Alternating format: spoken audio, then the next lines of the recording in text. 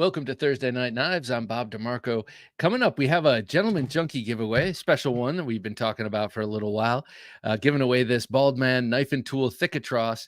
And we're going to have Brent Smith of Bald Man Knife and Tool joining us in about a half hour to give that away at 11 to one of you lucky Gentleman Junkies. Also, while he's here, I want to find out from him his impression and your impression of what the state of the knife industry is, because I see conflicting forecasts in my view. I see it's never been better for those of us who are buying knives and who want the widest variety of options when buying knives. But for those who are making them and selling them, the ever flooded knife market plus the crappy economy is leading to not as many knives, but more choosy buyers. Let's say we were kind of in the 1920s of knife buying for a little while. At least I was. And then I hit the Great Depression. And I shouldn't say that, heaven forbid. But then I hit a real slowdown in my acquisition of knives, and I've been a little bit more saving up and getting bigger stuff, I guess. But anyway, I want to talk about all of that with both Brent Smith, who's in those trenches, and then the rest of you, and find out your perspectives. Bob's Pocket Knives, good to have you here, sir. Looks like it'll be a great episode. Well, thank you, sir. I don't know if that's a matter to say thanks, but I hope it is. One Bob to another. Ground Fog, good to have you here, Ground Fog, as always, with the creepy avatar, but the hello, love it. Alan Costello, who's always coming down on me for showing off folders. I love folders. Alan, here's a big folder.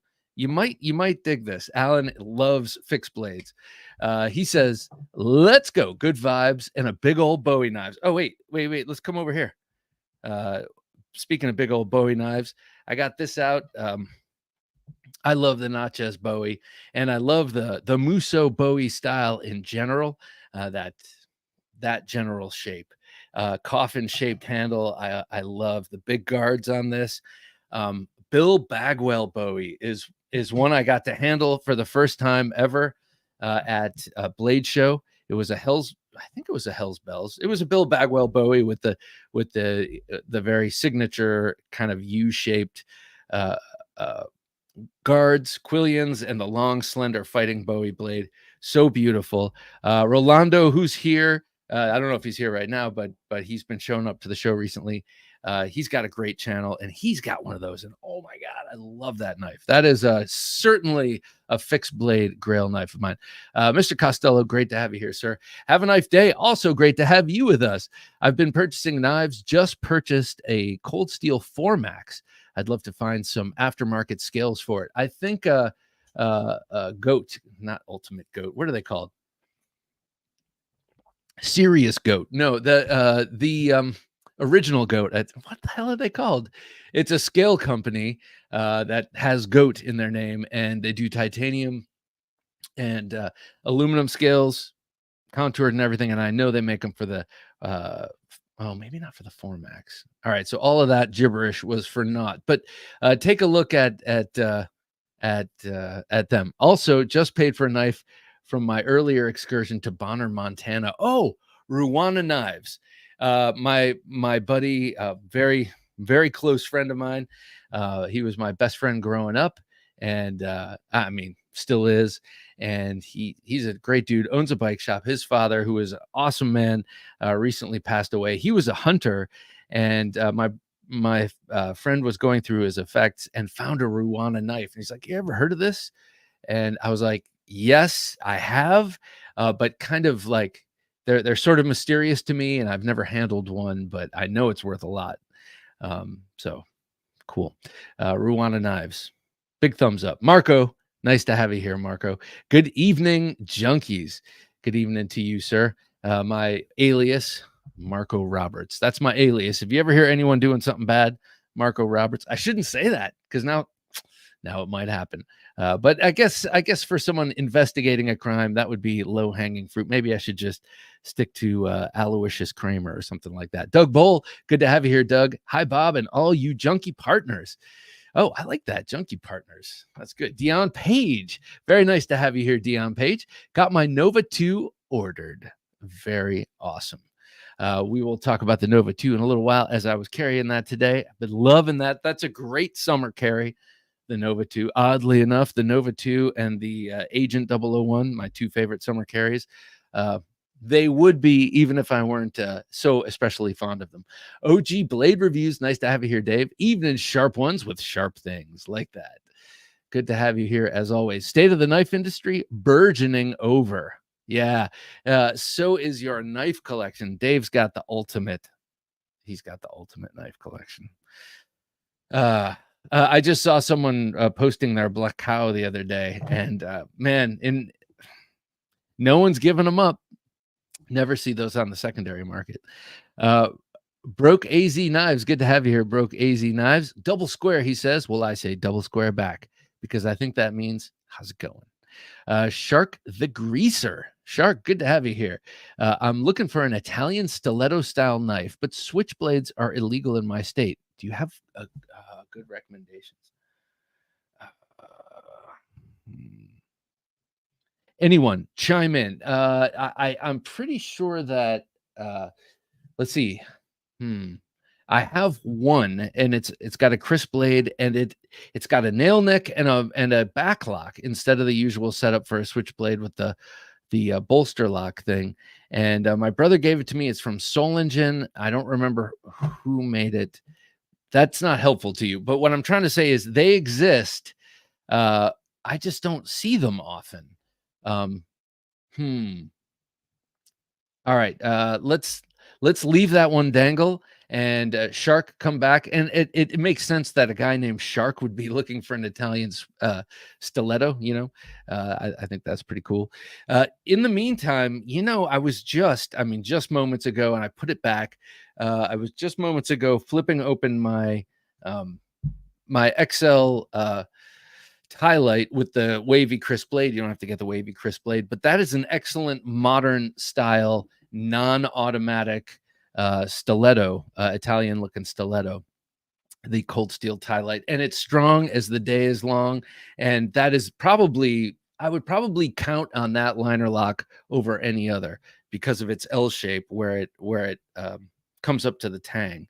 So very sharp, very lethal. You can get it in 4 inches or 6 inches, and in a variety of blade shapes, including a beautifully done Chris. I wish I had it with me now, as well as the regular style. And then if you go for the large 6-inch blade, you can get the new Clip Point Signature series. So some very cool Italian style, modernized Italian style stilettos, and not for nothing. It's not automatic, but you can wave those out of your pocket. So it's better than automatic, in my estimation, if you're going to use a folding knife for tactical purposes. Because let's face it, most of us don't face tactical situations ever, and so we will not be so smooth with our flipping as we are when we're sitting at our desks. So the waving it out of the pocket is definitely valuable. So I would recommend that for now, but I would definitely take other people's suggestions for something modern but Italian with the bone and all the traditional style stuff. Split and Slices, nice to have you here, Byron. Howdy, Bob, Jim, and Junkies. Thursday Night Knives. Boy, that last little jag got my mouth real dry. This coffee should take care of it. Arit. All right. Next time you comment, give me a phonetic how you want it said, and that'll help. Actually, hi, excited to see some new knives. Awesome. Okay, good. I'll show them to you. If you've been here in the last couple of weeks, you may have seen some of them. These are all recent acquisitions I'll be showing off shortly. Split and Slices says, looking forward to seeing Brent from BMKT. All right, so let me show you what we're going to be giving away tonight. This is the Bald Man Knife and Tool Thick-A-Tross. It is the 1/4-inch thick version of his popular Albatross drop point EDC model. Let me get this out of the way because the camera keeps focusing on whatever's in the back. This has a MagnaCut blade. I think he told me 63, 64, or 62, 63, something like that. We'll ask him. And it's got that awesome G10, sort of rubberized G10 with the alternating layers. And there we go. Whoa. All right. I needed a little more light, turned it off. And it's very, very sharp, but also very sturdy. Beautiful swedge, and those 3 awesome jimps. You can bury your thumb in there. It's like, it's comfortable. It's sharp, but comfortable. And then with gloves, it'll grip too. And then, by the way, reverse grip, which, if you ever really had to pound a knife into something, reverse grip would be the way to go. And probably, well, in some cases like that, but it's very comfortable like this. If you ever have to do that, bang. So a very, very cool knife with a great sheath. No carry system, but this I have tried on 2 different discrete carry concepts clips here. The 1.5 inch. Well, there's like 8 million of those actually. So I've tried 2 of them on here and they work. And then also, let's see, this clip right here works on that. So Thick-A-Tross, can't wait to give this away. Well, I mean, I guess I can, because that means it will no longer be here in my tutelage, or no, not in my own ownership, not my ownership.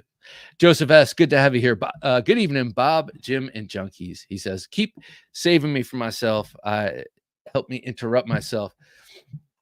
Have a nice day says, I was checking out Goat. Oh, original Goat, I think, but they don't have it for the Formax. Okay, I think I was thinking of the AD10. I've seen it recently for the AD10. Yes, I have the Formax Scout, so that's the 8CR, or is that OS 10 or 8CR version of that knife, and I love it. Even with the Grivery handles, it's kind of, clearly not as awesome as the elevated versions, but it's still a great knife, just a great knife. And so great that recently the 5 Max, which originally I was happy existed, but didn't need it, now it's starting to look good to me. Scab from Choir Boys Cutlery keeps showing it off. I'm like, Scab's got it. He's got such a great collection too. Ket McNeshart, nice to have you here, sir. It's been a while. Good evening, Bob. I noticed that it has been a while. It's always good to have you here, man. Jim and Junkies, happy Thursday Night Knives and happy Friday Eve. Yes. On the eve of the weekend, Thursday night is the start of the weekend. Oh, yeah. Craig Vincent says, Thursday Night Knives. Craig, awesome to have you here. Knife Junkies and Blade Monkeys. No better place to be, Bob. Warms the cockles of my heart, sir. Thanks for saying so. Ketmuk says, Shark the Greaser. Check out Finch Roadrunner. Check out a Finch Roadrunner. I'm trying to think of what that looks like now. Oh, yeah. It's got a sort of innocuous name, but that is a cool folder. That is cool. How available is it? Finch knives, in the past, when I was kind of collecting them, now they have so many, I've kind of lost track, but I love that company and their knives are great. Are they all available at once, or do they kind of come in cycles like they used to? Split and Slices says, have a knife day. Nathan's Knives YTC makes custom scales and has done several Formax designs. Search magnifying glass, his channel page for his posts on Formax. Oh, that's cool. Split and Slices. Look at that. Making connections, getting information across. That's what it's about. Will B says, evening, Bob, Jim, and Junkies. Well, good evening, Will. You have this. You stand to win this, sir. Your odds are pretty good. Steve Clayton, good to have you here, Stephen Clayton. I'm sorry I called you Steve. I'm not sure if Steven is what we're going to call you. Always good to see you, man. Good evening, everyone, he says. Now, Steven is our resident TKL knives expert and super junkie. I mean, he's probably got 3 FLNs on him right now because he's a 3 FLN guy, sometimes 2. Last time it was 2, but that was because it was displaced by a Nova 1. Ray Herman, good to have you here, Ray. Speaking of Herman, we're going to see that in the pocket chat coming up shortly. I just did a spoiler. That's what I'm flipping right now. It's a signature series tie light in. Oh, great. The great Lynn Thompson. So this is the one, the tie light with the clip point, or the tie light with the crisp blade, because both are Lynn Thompson signatures. And I also have, wait, where is it? Oh, right here. Well, I have this one. This is a Chris. Obviously, it's not the signature series highlight, but it's a testament to how good Cold Steel is, because they came out 4 years ago or so with these crisp blades, and they just nailed it. That's not an easy blade to make and to sharpen and all that.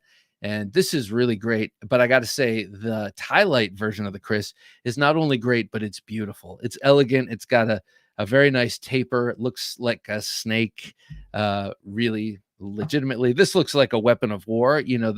The wavy blade is not just to look crazy or look like a mall ninja sword. It's like a gigantic bread knife, hewing off your limbs.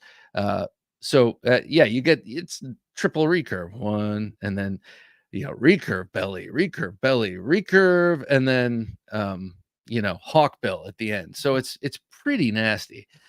So don't just think it's a pretty face. Doug Bowl says, Bob, in my state, what made the stiletto illegal was its spring operated. If it was sharpened on both edges, and if it was sharpened on both edges, not the mechanism. Well, that's interesting, because the only spring operated knife with both edges would be an out the front. You wouldn't have. So Doug is a former, or you're former, right? Leo, perhaps retired, but Doug knows what he's talking about for sure. Not only a collector, but a guy on the enforcement side. Yeah, I suppose with an out the front double edge, that would be illegal but not for the mechanism. I'm a little confused about that, but the same way I'm confused that a switchblade is illegal, a push button switchblade is illegal, but a assisted is not. They're kind of similar. OG Blade Review says that rubberized G10 is called Sure Touch. There's Sure Touch, and there's another one. I'm not sure if this is Sure Touch. Well, you might be right that this in particular is. There's another one, though. It's got a same sort of cool name like that. Dwayne Letterman, good evening, Bob, Jim, everybody. Dwayne, it's nice to have you here, man. Coffee. Dry mouth. Steven says, have 2 FLNs and 2 Agent 001s on me. Very nice. I love to hear that. I know for a fact that you and Dave and myself have the Agent 001s, and maybe a couple others out there. I do know my brother's waiting for one. There are a lot of people waiting for them because they have a lot on order, but they got to make them. And they had a sharpener who's no longer with the company. They got a new guy, and I think he's doing a bang up job, along with Tim, who's sharpening, or was last I spoke with him. So they're jamming on the 001s. And I'm excited. Shark the Greaser says, are lever lock knives considered switchblades? Lever lock. What is a lever lock? I mean, I'm thinking lever lock sounds like a back lock, but I'm not sure if that's what you mean, because that doesn't. Do you mean like assisted open, where you push the flipper tab, and once it's past a certain point, you can feel it being taken over by a torsion arm or a spring? If that's what you're talking about, they're not illegal here, and that's the thing that's weird to me. That would be perfectly legal. You can buy it anywhere you want, but something where you push a button and that actuates a different mechanism that releases the blade. It's that's just a law that hasn't caught up with the current times. You have this right here with the wave. That's quicker than all of them. That's quicker than everything in terms of a folder. If you're going to be drawing a folder to bring into battle, into fighting or whatever, you don't want to have to fumble with it with your hand. So if you have something to catch on your pants, you pull it out, it's open. I think that's probably your best chance. Now, I actually genuinely pray to God that if I am ever faced with that situation, that he can steady my hand and I'm not fumbling and dropping stuff, whether it's a gun or a knife or whatever, just because I've never been in combat. I haven't faced that. So that's something I think about all the time. Stephen Clayton says, I gave one of my FLNs to my tattoo artist. Oh my God. That's so cool. Look, okay, before you get rid of that graphic, can you go back, Jim? Look, you got Popeye there. I've met Steven in person. I know he's a Navy guy. And the fact that he gave a knife to his tattoo artist is so old school cool. I love that. So, Steven, if I never said so, which I don't think I have, thank you for your service, sir. And, also thank you for getting some Agent 001s, because that means a design of mine has spread further and wider due to your naval activities. Though, are you retired, sir?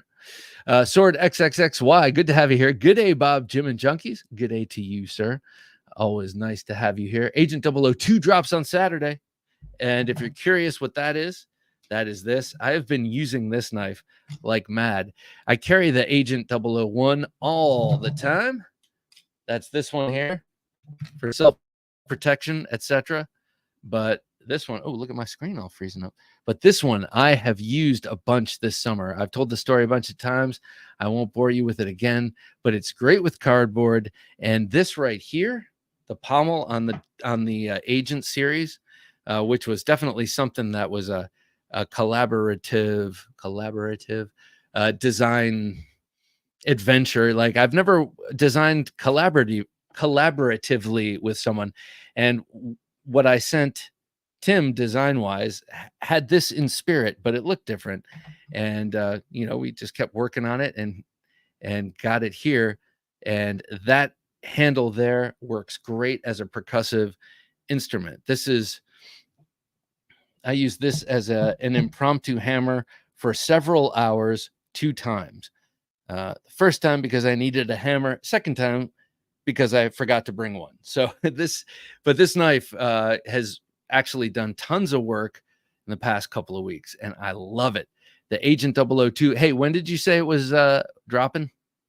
This is obviously that's a Tim Kell design. That's the Guardian blade. Agent 002 drops on Saturday. Okay, cool.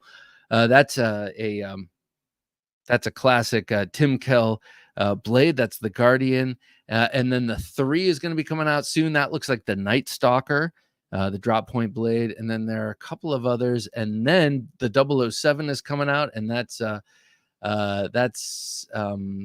Tomas Alas's blade. And then someone else is coming out with one too, I've heard, and I've heard it looks awesome, but I won't spill those beans. I'll let whoever's beans those are to spill, I will let him spill those, but that'll be cool. It's kind of cool to see that this Agent series has not only brought on other blade designs by the great and powerful Tim Kell, but by other great and powerful folk out there. So it'll be really cool. I love this, and it's exciting. The 002, I have to vouch for. If you need a great little EDC Wharncliffe with an awesome handle that you can use as a hammer, and then turn it around and fend off a gang of foes in the alleyway, as long as they don't have guns or weapons too long, go for the Agent 002. It's awesome. Doug Bull says, Bob, I am retired, but when I was in the police department, there were no push button knives. The stiletto was traditional folder opening. Okay. Some stilettos had top edge sharpened 2 or 3 inches. All right. So this is Doug. This is something I'm trying to do with a design currently. There's no reason why. Well, there might be plenty of reasons why, but in my thinking, they're design wise, you could make a knife with a little bit of a double edge, a folder. Here, let's look at this awesome Dirk Pinkerton designed artisan Bajara. I'm trying to remember what this is called now. Banjara, double A, Banjara. Based on, this is a part of the Nomad series of designs from Dirk Pinkerton, and this one is beautiful. This is, I think this one is a prototype. He sent me this just to check out. There's no markings on it, and I think it's an S90V. They released this. It's really beautiful. Feels amazing in hand, as you might see from this great handle. Uh, but what I was going to say about it anyway is that you could tuck away a little bit of a sharp tip there, like the SOG tiger tooth, whatever, tiger shark tooth tip. I can't remember what they call that, but it's just a little bit on the back, just a little bit, of the swedge sharpened. But even more so than this, a knife like, say, this right here. This is a great example. Okay, this is, put this down. This is the Paul Munko designed Mystic by Kaiser, one of my favorite knives of 2023. Let's pinch it right here. So look at that clip point. If you drop the swedge, if you drop the main bevel down a little bit and made the swedge a little larger, you could sharpen the first half of that swedge, or most definitely the first third, and because it hides under that handle. And if you make the detent, strong enough that it's not going to open, in a reasonably easy way, or that it will open with enough pressure that it's not going to just pop open and cut you. I think we can do this, people. Doug, that's what I'm trying to say. So would that be just a little bit, even a third of the back of the blade? Would that be considered double edge and illegal in your former jurisdiction? My current knife laws do not really state much about double edge at all. They talk about dirks, but and they talk about Bowie knives, but they don't say anything about double edge blades. And we know from the modern market that a dagger doesn't mean double edged; it means symmetrical. So murky waters we're swimming in. But I think we can go double edge with some of these folders we're doing, and I think we should strive for that. Frankie Frank says, "Evening, Bob, Jim, and fellow knife junkies. I don't know exactly the state of the knife industry, but I am in the kitchen slicing up a watermelon, and my Condor nice, and my Condor Undertaker just rusted." Oh wait, what?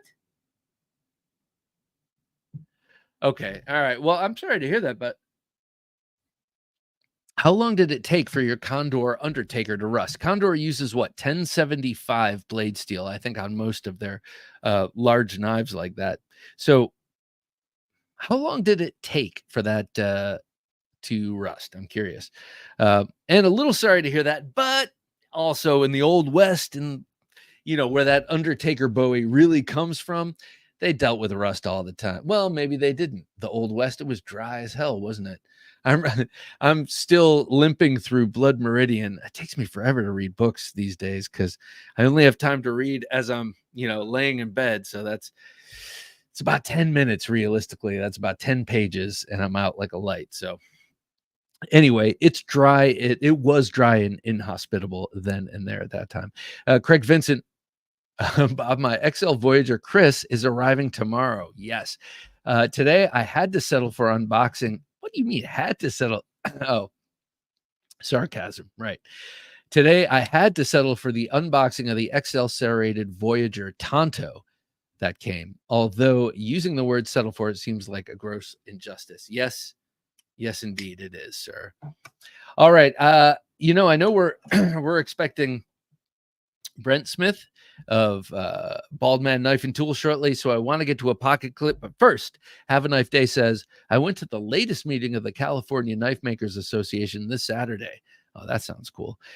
Oh, yes, I saw these pictures or videos. Got to hammer my first hot steel and purchase 2 Farrier rasps for future projects. That's funny because I saw you beating that steel out. I was like, that steel has no chance.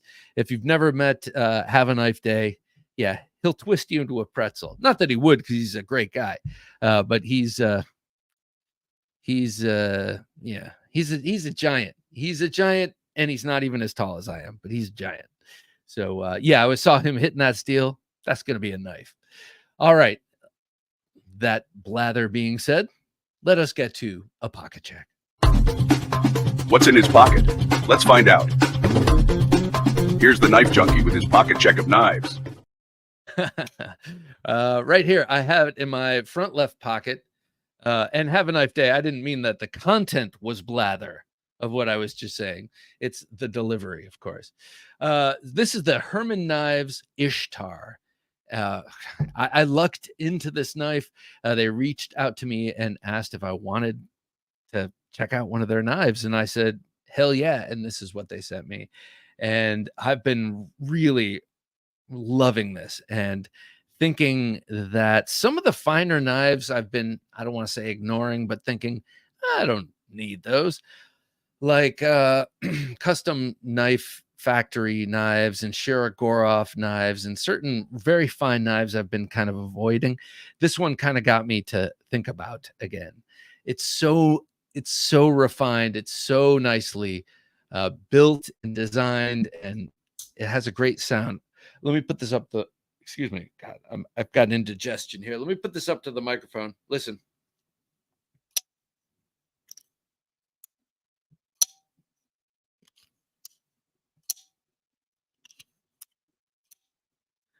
It's like a D. D. I don't know what the note is, but it has this beautiful little ting to it. But it's not the ting of the lockup. It's the ting from the handles, the titanium handles with all of the milling on the inside that you can kind of see there. It's very resonant and beautiful. So I love this thing. And by the way, this cuts great. I mentioned last week that I used it for cutting a bunch of food. I haven't used it like that since then. But anytime I need to cut anything, basically in the last week, I've been using this, and I've just been really digging it. I love this design feature of the pocket clip trench and that backspacer. Everything about this is super refined. And then I picked it up and it started developing this horrible blade stick. Horrible. And I started to stress out. Oh my God. Oh, I thought this was like so great. And now, and I was like, oh, wait a sec. They shipped it with a T20 Torx bit for that pivot. Let me check that. So I put it in. It just came loose. They didn't put any, I don't think they put any Loctite in there. So it backed out a little bit. I tightened it up. It's right as rain. I love this thing a lot, and it makes me want. They have a couple of other knives that I'm interested in.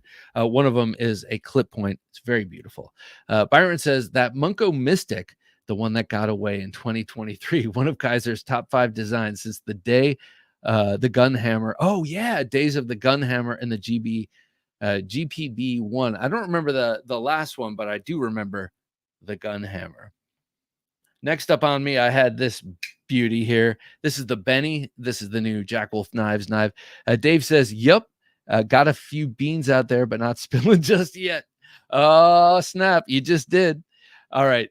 So here we go. This was in my back left pocket in lieu of a slip joint. And this is the Benny. I love this thing. Everyone is loving this. This is the let me see, did I bring one out? I guess I didn't. This is the third in the folding locking Jack Wolf knives. Actually, kind of the fourth, because he did 2 of the sharpshooter Jack, or the gunslinger Jack, and then he did 1 of the midnight or after hours, sorry, the names, and then this one, the Benny. So 2 + 1 + 1 = 4. This is the fourth. It's the biggest, definitely feels the beefiest, though when you hold it up next to the gunslinger, it's just barely larger, but it has a larger feel. I would much rather use this for, say, a hard task than the other one. The other one would feel more gentlemanly. But I've been carrying this one a lot, definitely in my running shorts, and not that I run, but I hang out in them, and other light summer light summer clothing. I've been carrying this a lot and digging it. Look at the shape of that blade. That is cool. I'm not normally a Persian guy, but man, am I loving that. Okay. Next up, I had the Hogtooth and Knife Junkie Nova 2 in my waistband. I've been carrying this thing constantly because it is the gentlest, I gotta say. If I have no undershirt and it's just going to be against my flesh, it's the gentlest. I love this setup of carry, and I've been carrying the Agent 001, as I mentioned, like all the time also. But I have to have an undershirt because I don't like the way this feels against my skin. Maybe if I had a 12-pack abs, they'd kind of come up here, and I wouldn't even brush up against it. But I got to admit, that little metal thing without a t-shirt barrier is a little annoying. But this is definitely my preferred way to carry if I have a t-shirt. A lot of the time in the summer, I just have one shirt on. And so this with its short rounded handle and its long straight blade is I'm loving it. It's not that long. It's 3 3/4 inches. We have this up for pre-order right now. I'm still figuring out how long I'm going to have it up. It takes some time to save up for a knife like this. It's not inexpensive. It's a custom-made knife made, one at a time by hand by Matt Chase at Hogtooth Knives in Massachusetts. And I understand that if you're into it and you like it, it might take you a minute to raise the scratch for it or whatever. So I'm going to leave this pre-order open for, I don't know, well, definitely until August, and then maybe probably into it. Maybe I'll cut it off around my birthday. But if you're willing to wait a little, because these do take a little time to make, that's what we're going to do. But this time, per Jim's recent suggestion, Jim, I did read your email. I just saw it before now, suggesting we get started on them, early instead of kind of waiting to see how many and then going from there, if that's doable on the Matt Chase side. Anyway, I had this on my 3 o'clock, but it's always tipped down edge forward because anything I have that I'm carrying in that position, I want to be able to draw in reverse grip. Even if it's scout carry right at the front where my belt buckle is, I want to be able to grab it like this, reverse grip. And then if it's at my 3 o'clock, I can always do this kind of cavalry grip where my knuckles are against my ribs and I reach down, grab it like that. So I love that knife. This is great. This is not what I developed it for, but that blade is great for slicing open packaging, by the way. Just and then digging in. Okay, and then last up on me today, N. Conway. Nice to see you here, N. Conway. Hi, Bob, Jim, and fellow knife junkies. Was able to snag a River's Edge cutlery. Exclusive I was going to say paralegal Spyderco Para 3. It was in my possession all of 5 minutes before my wife claimed it as hers. Oh, that's good. That's good. Long-term strategy. That's good. Maybe you don't need more buy-in at this point from your wife into your hobby. But when that happens, that's a good sign, man. That happened with my Maximus knife. But now she owns both of them because they sent me another one. Oh, your wife loved it. Here's one for you. And she claimed that one too. So just be careful. Don't let it go too far. Nip it in the bud. I did not, and I'm suffering the consequences. All right, last up is by the way, that knife was featured by Carter of Edged Mindset recently. It's a good looking knife. This is what I had in my I've been shooting a couple of big shoots the past couple of days. And instead of stressing out and being like, not that I'm that stressful at all on set, but instead of being like, how are we doing on that shot? They're working on the shot. They don't need me asking. So sometimes I need to fidget, but I would love to, when I would love to pull out the Herman knife and open it and close it and open it and close it. I'm also around clients. Can't do that. This is like a worry stone. This is the little Rosecraft Blades Awanata. So definitely my emotional support knife today, my ESK with that nice fob. I love the coloring of this paracord. I only have a little bit of it left. And I got it, when I got it, it was only like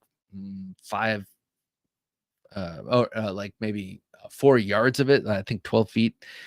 So I didn't get too much of it, but I love the color combination. I love how it looks on the purple Awanata. Now the Awanata is a $15 knife, or when I bought it. Now you can go to the Rosecraft Blades website and buy them for 12 or something, but they're ridiculous because they have this really nice contoured, not micarta, G10, and they come in a whole rainbow of colors. This obviously is the violet one. They have red, orange, yellow, blue, all the usual suspects, green, and a really amazing walk and talk, like so nice. And I don't want to say stiff, but it's got a great strong walk and talk, perfect for this size knife. You don't want a small knife, small super sharp D2 bladed knife like this closing on you.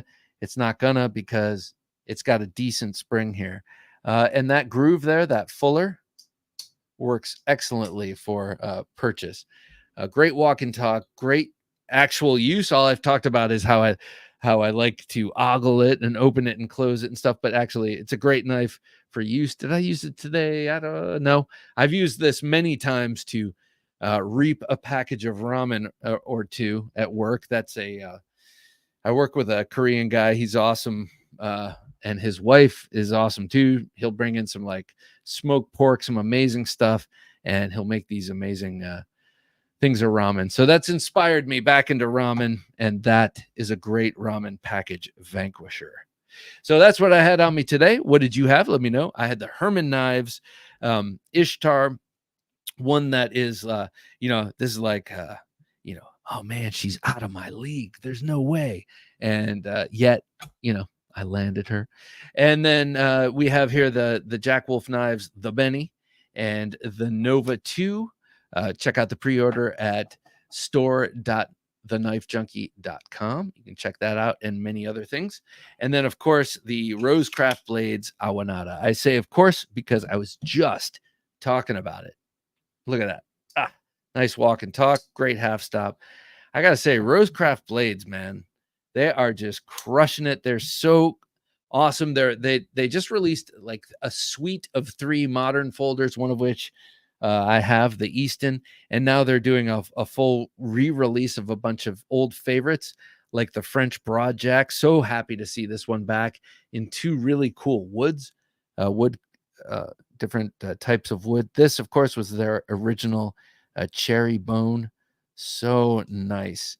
Mine, I happen to, for my French Broadjack, this happens to be a little bit of a lemon, I got to say, because the bone swelled up a little bit here, and you can feel it. If you're being a slip joint nerd, it's like, oh, I feel the transition. But it's a great knife. It's an absolutely great knife. But in all of my Rosecrafts, this is the least great in terms of fit and finish.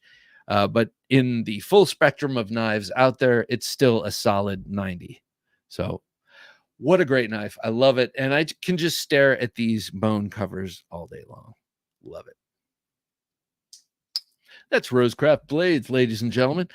All right, coming up, we've got the Gentleman Junkie knife giveaway. We're going to be giving away this Bald Man knife and tool, Thick-A-Tross, as soon as Brent Smith is with us. Well, not as soon as Brent Smith is with us. Hey, Brent, how you doing, sir? What's up, Bob? What's up, everybody? Doing good. Hey, it's good to see you, man. You too, Bob. So you very generously forked over this Thick-A-Tross to give away.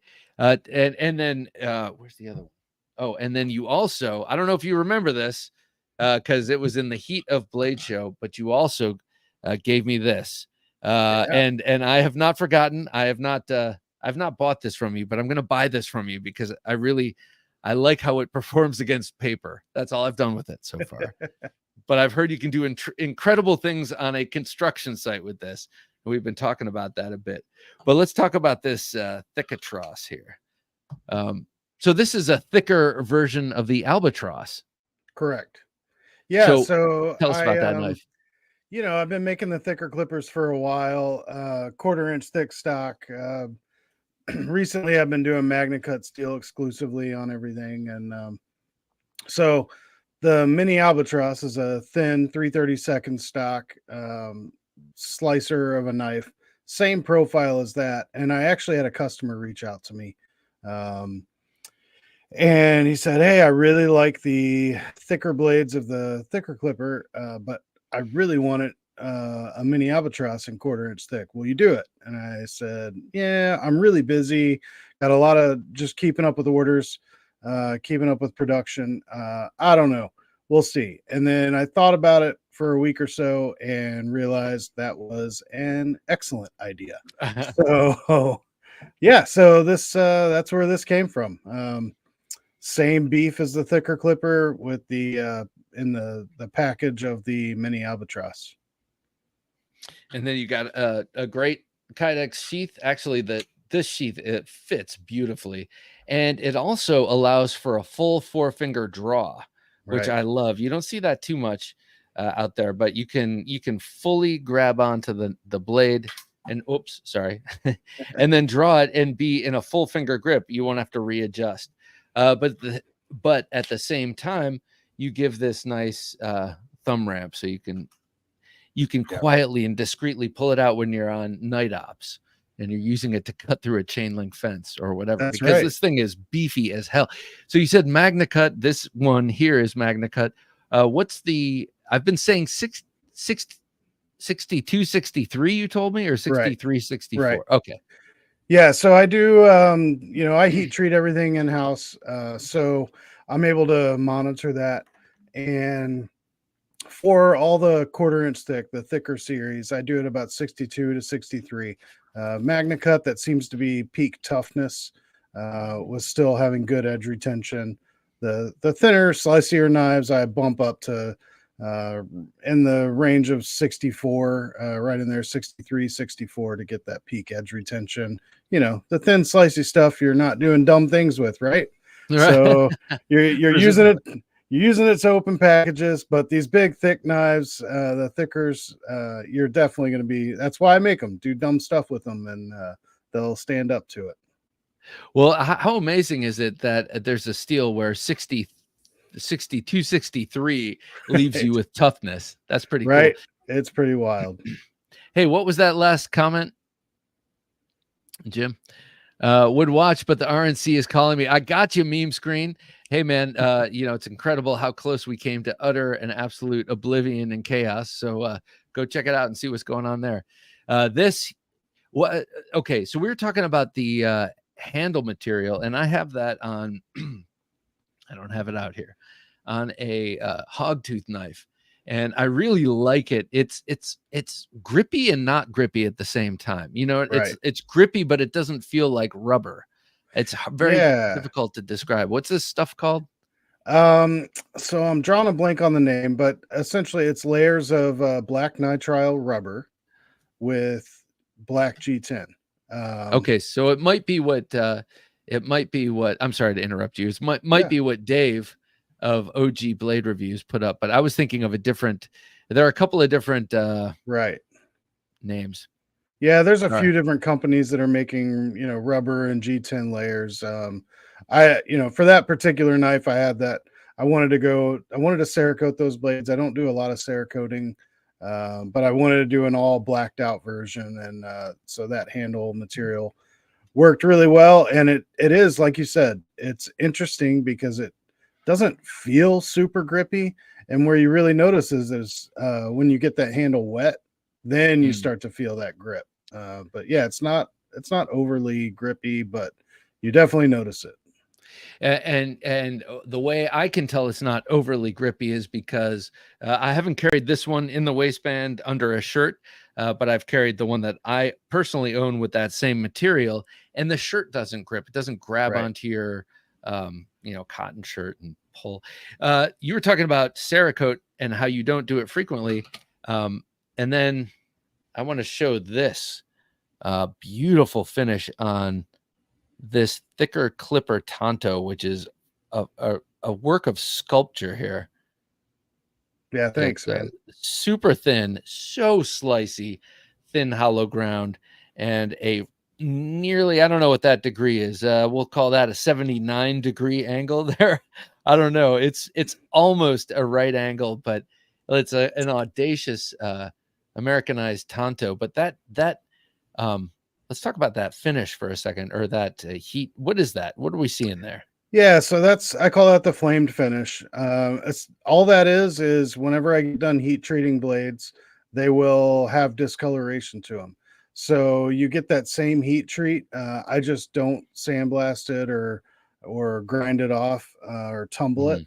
Mhm. Whenever they come out looking really cool, like that one does, I'm able to leave them. Being a thicker knife, the thicker series, I do machine those in house, do all the CNC machining. Um, and I'm able to go down to thickness with the CNC machine and on the edge, and Mhm. still I can heat treat those and have the edge be stable. And like you said, that main grind is a hollow grind. The tip is a flat tip, almost like a chisel. It is very obtuse. I wanted something that was distinctive and just kind of looked mean and followed all those angles. So that hollow main, those are right around 15 to 20 thousandths behind the edge. So they being hollow, it stays thin, but that tip, those are just a brute of a tip. So you can really dig it into stuff, which, that's the intent. Well, I'm totally blanking on his name. Your buddy who was working at your booth, who was helping you, was talking about how he was using this on a construction site, not this one Right. in particular, and just doing brutal stuff to it, and really underscoring to me how much of a work knife this is. And I totally get that, and I totally see that. But in my nerdliness, with this knife, I've gotten a kick out of. I haven't done anything with it like except against paper, but what I like to do is hold it in reverse grip like this, and hold paper up and just hit it, like perforate it, like I'm striking it in a combative way. And it's amazing because it's so sharp on this front tip that it just kind of leaves a flat slot, like it Right. it cuts uniformly in, and leaves a big gaping hole. It's really cool. I love this. I love this knife, and I think it's made for work, but I also think that it would be a really good self-defense knife Yeah. with that secondary tip, and that, yeah, Yeah. so I really dig Good. this in particular. Big E's Knives. Hey guys, hey man, good to have you here. We're here with Brent Smith of Bald Man Knife and Tool. We're going to be giving away a Gentleman Junkie knife tonight that he very generously gave us to give away to you. And this is the Thick-A-Tross. So if you're just joining us, the Thick-A-Tross will be giving this away to one lucky Gentleman Junkie at about 11. You know me. I married into a Latin family, so I'm late. I'm late with everything. So, all right, let's let's see. What was that last comment up here? And I'm not besmirching anyone out there.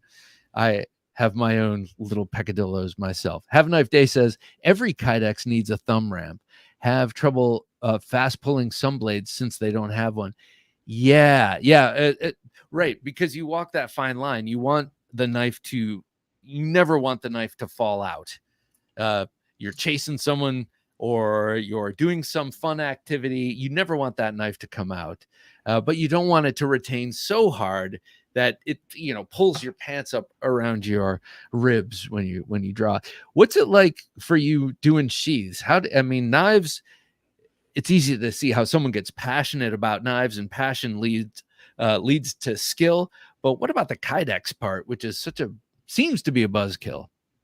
Yeah, no, sheaths are a buzzkill for sure.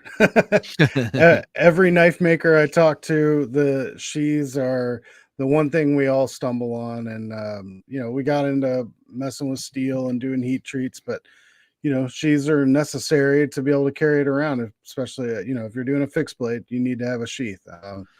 And I am horrible at leather work, and I do not like it. That really drives me nuts.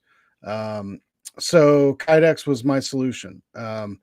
And over the years of making knives, my Kydex has improved. You learn little tricks over time. And again, like the thumb ramp, that's in my opinion, I agree. It is essential to have a thumb ramp just to give a little extra purchase.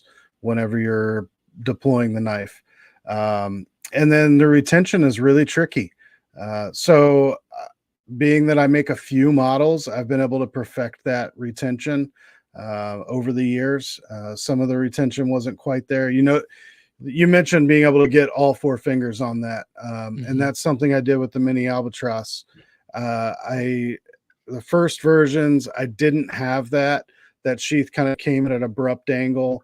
And then over time, I was able to get the retention so I could add that extra little curve in there so you could get your finger in there, and it was more comfortable when you reached for it. I'm sorry. Go ahead. Well, what's kind of interesting to me is that the thumb ramp is back here right at the joint of the thumb, that first joint. Right. And that's you're not in any way overreaching. It just easily pops it right off. I love that. I love the thickness of the steel, but it comes to a very fine edge. It's not so you got a pretty nice balance there. Right. Yeah, it's again, being a thicker steel, especially on something like that doesn't have a hollow grind on it, you really have to get that edge thin, because as you go and sharpen it, those bevels, it's a similar to like a saber ground. It's not a full flat. And so with those bevels being so short, you need to go thin behind that edge or at the edge when you're finished grinding or machining. Otherwise, as soon as you go to put an edge on it, you wind up getting so thick behind that edge that it really doesn't lend itself to a useful knife. And even though it's a 1/4 inch thick stock, it needs to be useful to slice things open and not jam, Yeah, exactly. So that is being a thicker knife, I can get that edge down really thin doing that and still accomplish that. Well, I want to show off the size of it, because some people don't carry fixed blades because there's this impression here. That's actually the best one, the best example. There's this impression that a fixed blade is going to be big, even if you can see a comparative picture, which I'm actually showing you right now, but I'm still trying to convince you that a fixed blade is going to be too large for you to carry. But look at the size of this. Like, this is a great EDC size. You got about a 3-inch blade there, and it's basically the size of this Rosecraft. Yeah. But 1,000 times more durable. And I mean, I love this Rosecraft. It's incredibly useful. But if you're concerned that a fixed blade knife is going to be too big and too much of a hassle to be meaningful, this is the perfect antidote to that. Yeah, you're right. You hit it on the head. Angry Tom, good to have you here, sir. Sorry, he said super sweet blade, Angry Tom. Thanks, Angry Tom. The being able to carry a fixed blade, it is daunting whenever you get into a 3.5 or 4-inch blade. And so I really have found for myself, I didn't like carrying bigger blades. And kind of that 2.5 to 2 3/4 inch blade, and again, still being able to get that full 4-finger grip on there. They carry really easy for a fixed blade. I was thinking about that with this one, how great that 50/50 choil pays off. You get a full and there's room for me. I have slender fingers. There's room for big meat hooks on this too. If you got big giant hands, this is definitely going to be very comfortable. And that Anzo pattern, I'm not sure if they still call it that, but that Anzo pattern's very comfortable. And the jimping, I love the jimping, very effective. So I noticed recently, Brent, you've got something new coming out, right? Or are you working on a new model? So I've been doing, the newest model I have is the Cicada, which is a smaller knife. Actually, it's this guy here, the Cicada. Yes, this is the one. Yep, very small knife. This is a 5-inch overall length. Again, with that Kydex, 5 inches overall. So you've got, and that it really is right here is 2.5. So you can just get a couple fingers on it and get a little slice in there. It's just really more of a gentleman's carry fixed blade if you want. This one's a little Yeah. bit off the wall with some green liners and kind of blurp old G10. But usually I do them in my Carta. Very kept part in look, Yes. just Yes. mini. So very much like a kept part, just tiny. And I wanted a small knife. Originally, I love Barlow's. That's one of my favorite knives. And so originally, I wanted to do a Barlow style knife that was fixed blade for myself. Just something I did as a project on the weekend to get out of the norm. And once I did, I realized being so small, I needed to add that little finger, that separation there, just that little tip down right in the middle. Little And index. then, yeah, and then once I did, I'm like, oh, looks a lot more like a kept part. But really, that's what I wanted was a small little knife that you could carry. The sheath design again. This one does not have a thumb ramp, being so small. I didn't want that thumb ramp because I wanted this knife Yeah. to be a 5th pocket carry. So really, you can drop this in the 5th pocket of your jeans, and this sheath sits right there. So you have a little bit of handle coming up. You put a lanyard on Wow. that, and you can pull it right out. 5th pocket of the jeans. I didn't think Yeah, it was yeah, that yeah. small. So I love neck knives, and I don't Mhm. wear them every day, but I recently got a Knives by Nuge primitive. No, wait, what's it called? A primitive The wicket. the Wicked. And Yeah, great knife. yeah, that is a great knife, and it's small and thin. And I ordinarily don't like this, but with that knife, and this is wrapped in jute too, so it's not like a smooth texture G10. But right next to my skin, under my shirt, it's so comfortable. This little kept part, what's it called again? I'm sorry. This is called the Cicada. The Cicada. This Cicada Yep, looks like it would be a yep, perfect neck knife. Like drop yep, it even next to the skin. It's small, discreet. yeah, It'll wedge itself nicely between your giant yeah, pecs. That's yeah, yeah. that's And cool. the sheath, Eugene, good. there is enough meat down here that you can add an extra lanyard hole there to drop in there. Ket Yep, mini kept part. McNessart says, looks like a mini Kephart. I want one. That's right. Let's go back to Wyoming. Christopher, aka Knife Finger. Nice to have you here. Evening all, says Christopher, aka Knife Finger. Good to have you here, man. Eugene Page, good to have you here, Eugene. Howdy from Wyoming, a beautiful state. Haven't been there since I was 12 or something like that, but beautiful state. Been working third shift. Glad to be back on day so I can watch my favorite knife podcast. Eugene, it's good to see your name and good to have you here with us again. And glad you're on the appropriate shift. And thanks for saying howdy from Wyoming and telling us where you are, because I'm in the suburbs outside of a big city, and I'd rather be perhaps somewhere closer to Devil's Tower. Angry Tom says, let's see the Jack Wolf EDC fixed again against it. Yeah, it's just out of reach. It's in my knife cabinet. I don't have that one out tonight. I'm sorry, but let's see something. This might have no. Sorry, I don't have it. Damn it, because the handle is smaller. On the here. I know exactly what on the Jack Wolf knife. It's a 3-inch blade with a 2 3/4 inch handle. He made the handle shorter than the blade, so that the whole package could be carried and would be slightly smaller in overall length than the opened one. So it's still going to be smaller, but the blade's going to be a little bit larger. I know that's totally non-scientific. I brought out the ruler to sort of be convincing, but I'm just remembering that off the top of my head. Hero Sticks, nice to have you here, Hero. Nice to have you here, Hero. Evening and cheers all, tuning in from the boat on Lake Union in Seattle for the best live of the week. Well, that's another cool spot. We got Wyoming. We've got Seattle on a boat, just like tuned in from a boat. I love boats. This is going to sound funny from someone who has a boat and is on one, but I love boats. Haven't been on one in years, but man, I love being on boats. Where are you located, Bald Man? I'm sorry, Brent. Bald Oh, man. you call Bald me man, Bald knife Man. and tool, Brent. Yeah, call me Bald Man. That's what most people call me. You're in the So great state of I'm down in Southwest Florida. So yeah, plenty of boats and water around here. Nice. Now, Florida's a big knife state, by the way.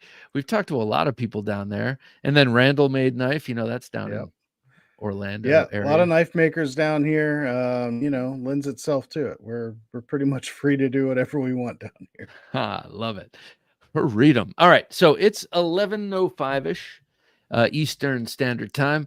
So I think it's about time to give away this Thick-A-Tross. I've been talking about it for the last couple of weeks, big time, and now it's time to give it away. We have the man who created it with us, Brent Smith, a Bald Man Knife and Tool. Brent, if you will count down to 3, Jim will spin the magic wheel. 1, 2. No. Sorry. I'm sorry. 3 to 1. Yeah. All right, let's do this, Jim.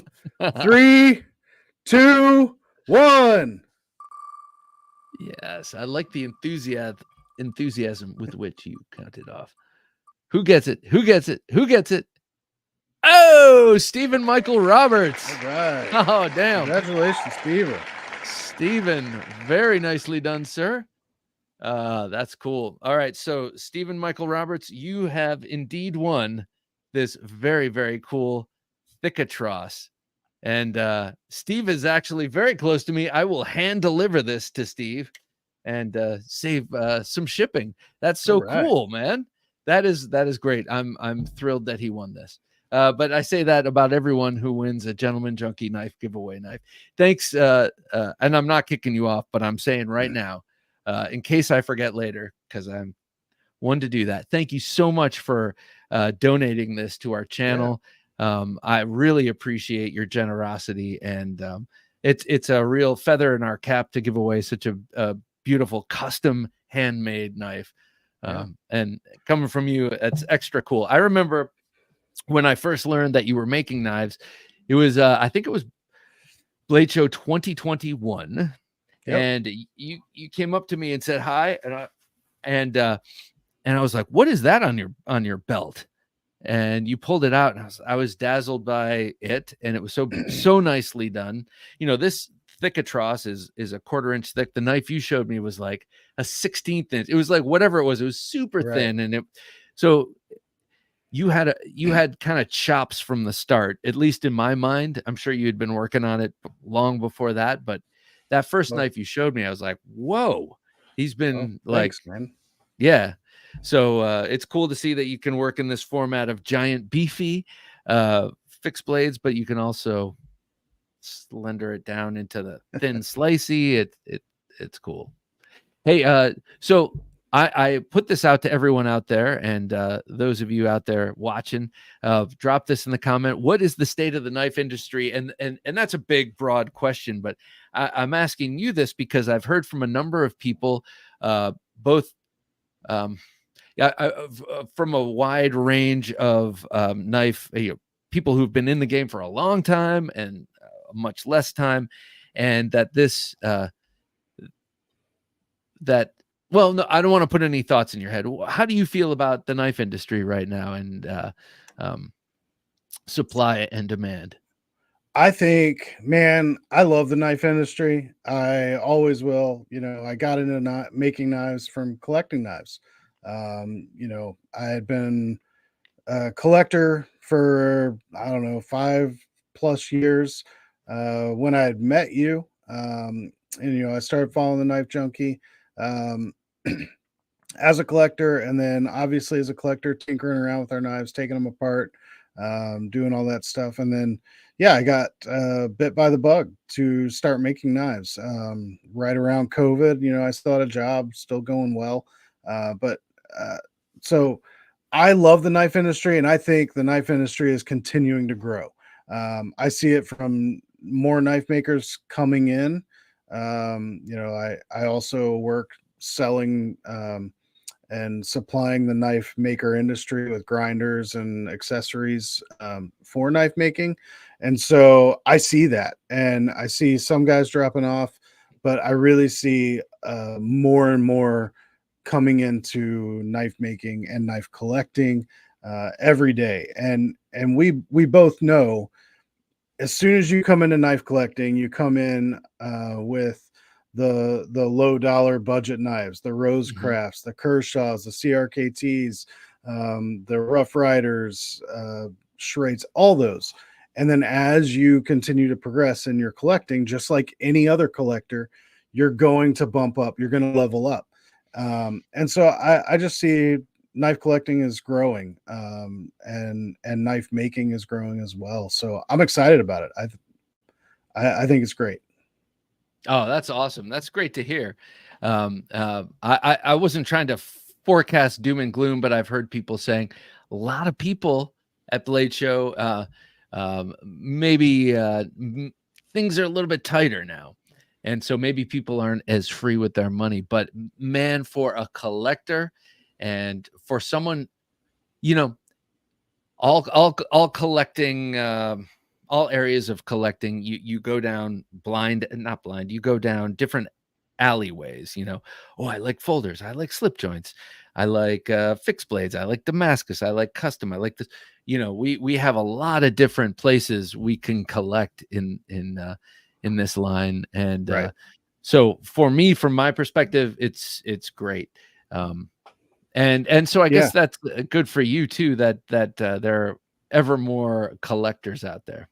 I totally agree. I think it's great. And I think, like you said, there's so many different ways. The knife community is a small community. When you put it in perspective with a lot of industries, it's a smaller industry, but it is still a huge industry.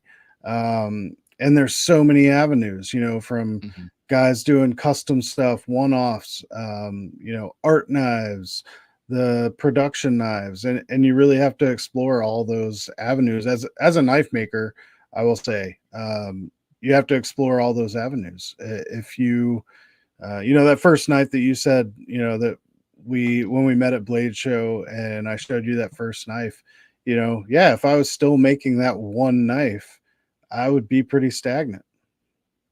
So let's talk about what Byron's saying here, and you just mentioned it, and I wanted to follow up. Brent also works with Housemade, which makes great grinders and forges. Hard work, good luck. So talk about this a little bit. Yeah, so again, in knife making, it is a community of people that are kind and generous, and we bond over that.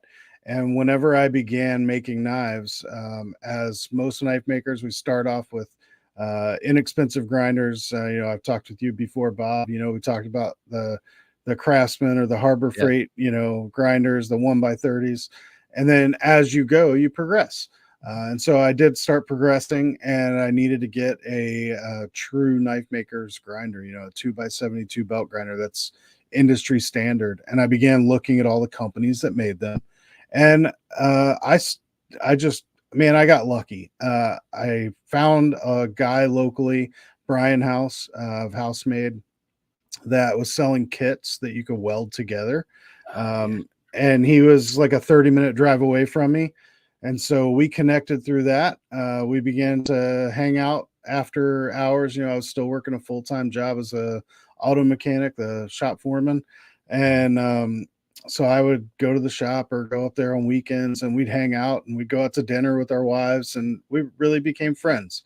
And through that, um, we got busy. He got busier, and he needed to bring on some staff, and he saw that I had a passion for knife making and the knife community.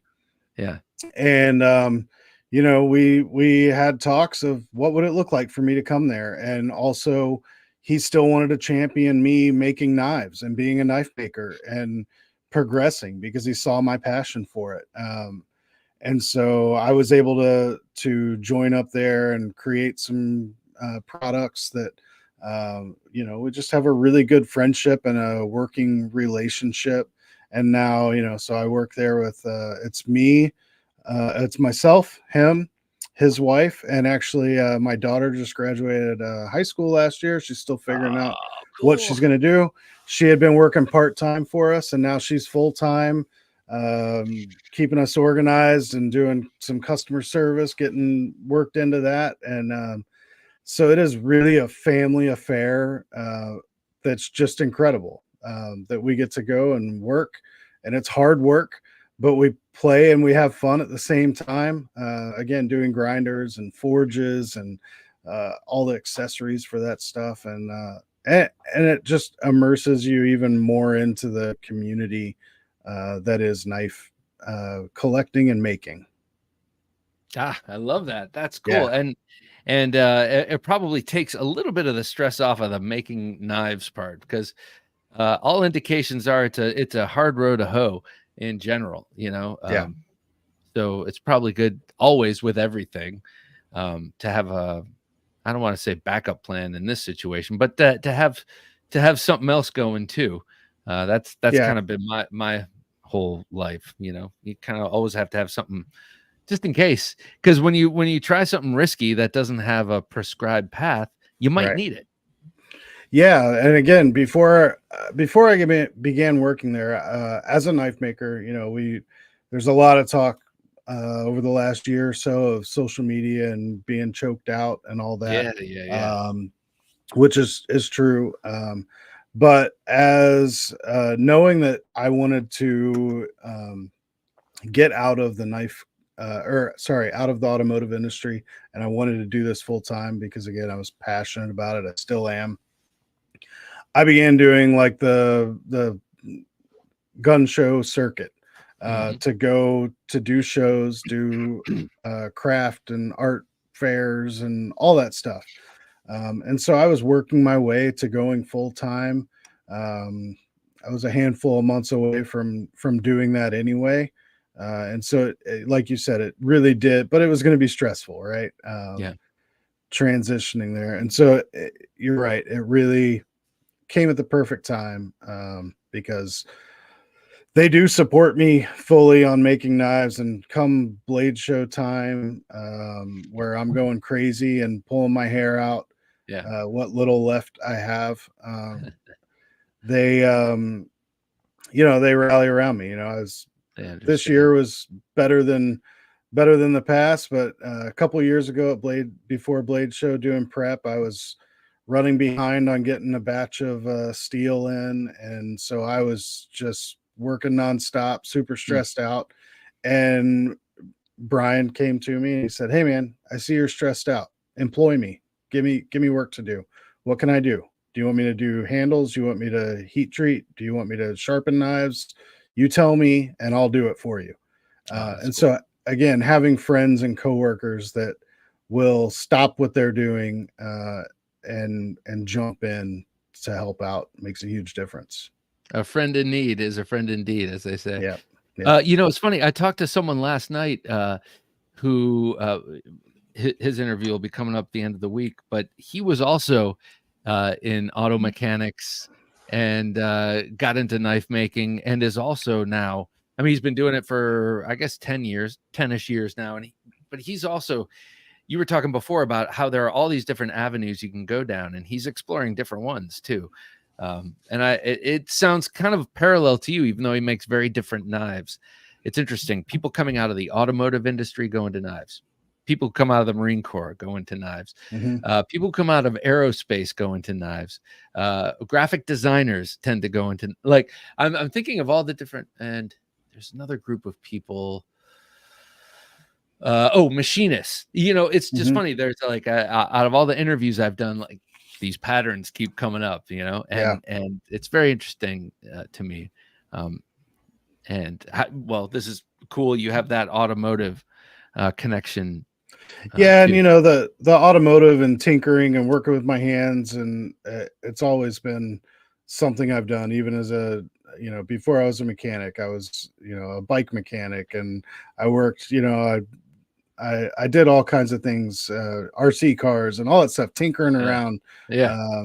with things, always woodworking, all that stuff. And so it lends itself to it when you're ADHD and you can't stay still and you're always trying to, always doing something with your hands or physical labor. Really lends itself to it. Well, let's since we have you here, if you got a few minutes, let's do like an Ask the Knife Maker kind of thing. Let's go. We've got Brent Smith here. He's making a living making knives. That's not an easy thing to do, and it's not a common thing to do. If anyone out there has any sort of questions about what it's like doing that, or if you want advice or just that kind of thing, a story from the trenches, you got Brent Smith right here for a couple of minutes. Let's ask him questions. Help with Gadgets. How you doing? Howdy, folks. He says, always a pleasure. Help with Gadgets. I love your name, and I've tried to slowly decipher your avatar. I think it's cool. You got a lot of tools in it. I think Jacob Green. We saw you last week. It's good to have you here, man. As a photographer, I can think of a few traits that would be extremely helpful mounting and trimming photos. Traits that would be extremely helpful mounting and trimming. Jacob, what do you mean by that, sir? Do you mean certain knives that I keep bringing it back to knives? I don't know what you're talking about. Do you mean by cutting it out just to make it right to mount? Help me out, Jacob. But I see you in front of some photographs. That'd be cool. Do you ever photograph knives? Tabletop must be a interesting and different sort of discipline. Hero Sticks, Bob and Brent, curious about both of your thoughts as it's been your experience on knife collectors becoming knife designers. Seems like a trend that most are enjoying. I'll kick that to you, Brent. How do you feel about that? Yeah, I think it's a natural progression. I think it should be. If you love doing something, why would you not want to turn your hobby into a job? That's the dream, right? That's why I started doing it. It was a passion and it was a hobby that I fell in love with. So yeah, why would you not? Yeah, I mean, especially with something, okay, my mind is going in all different places, but it's like when I was a young man, first got into martial arts, you get so wrapped up in it. You want to talk to everyone let's talk about kicks. What kick do you like? This and that. It's kind of like how it is with knives. You get together with people who are interested in that thing and you just get absorbed. But something like that can be a dangerous line of work to get into. That is a hobby that for most people remains a hobby in a way to keep in shape. Something like knives where you can where you actually Hero, this is kind of an interesting thing because Hero Sticks has a great collection. He knows what he likes. He sent me a lot of cool things to check out over the years.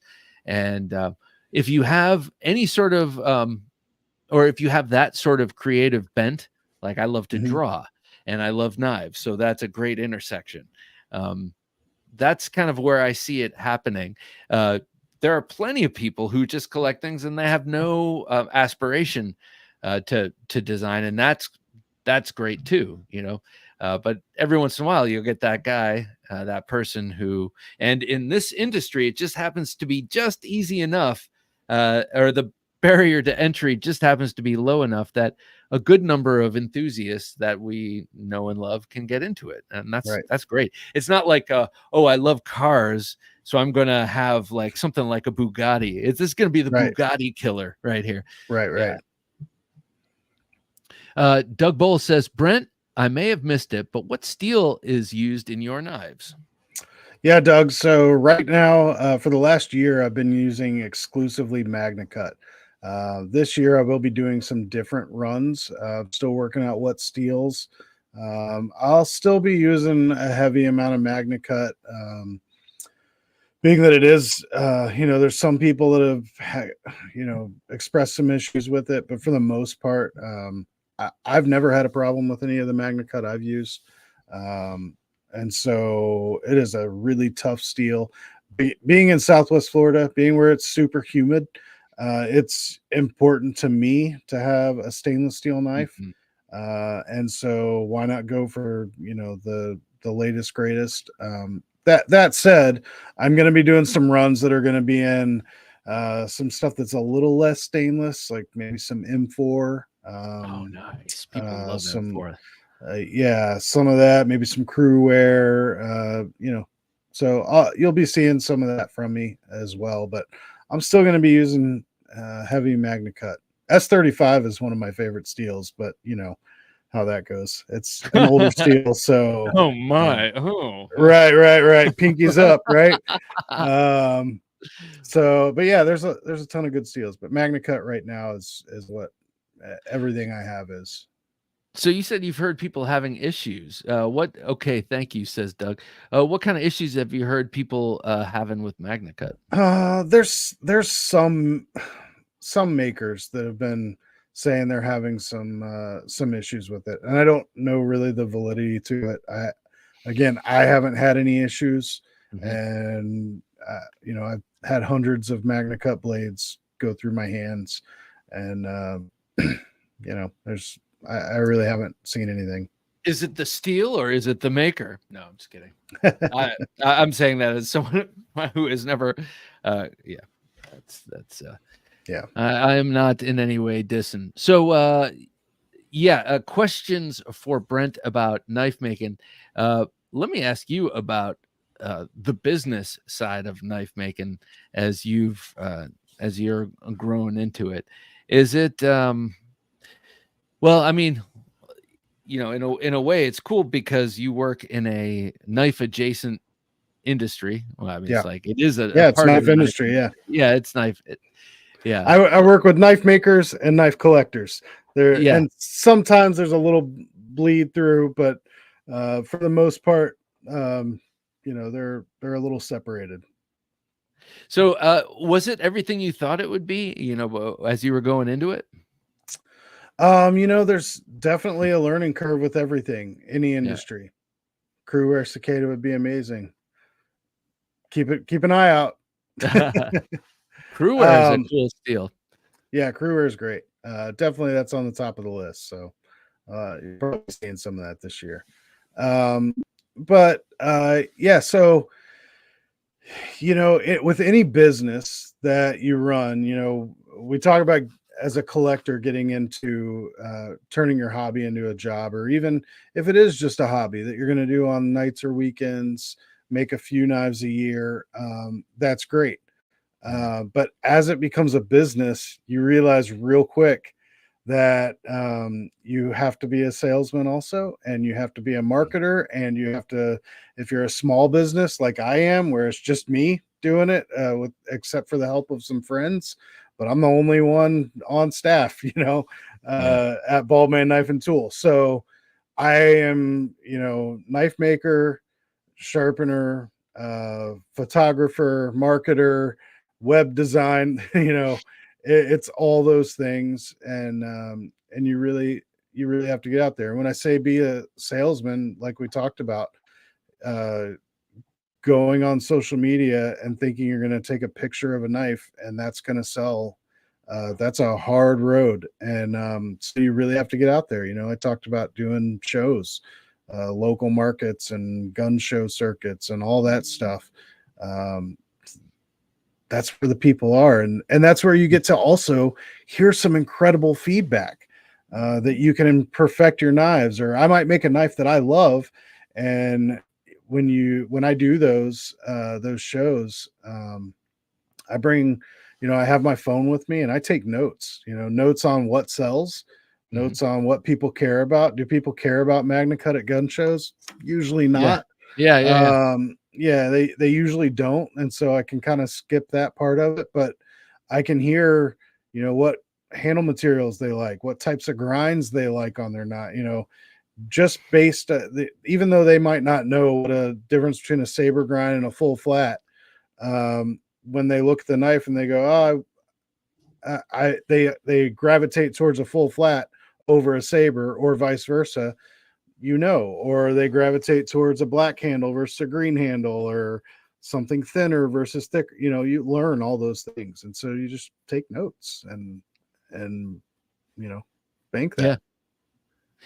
I talked to someone who said working the craft shows is like an untapped treasure, and I'll tell you why in a second. Pizza lover forever, good to have you here.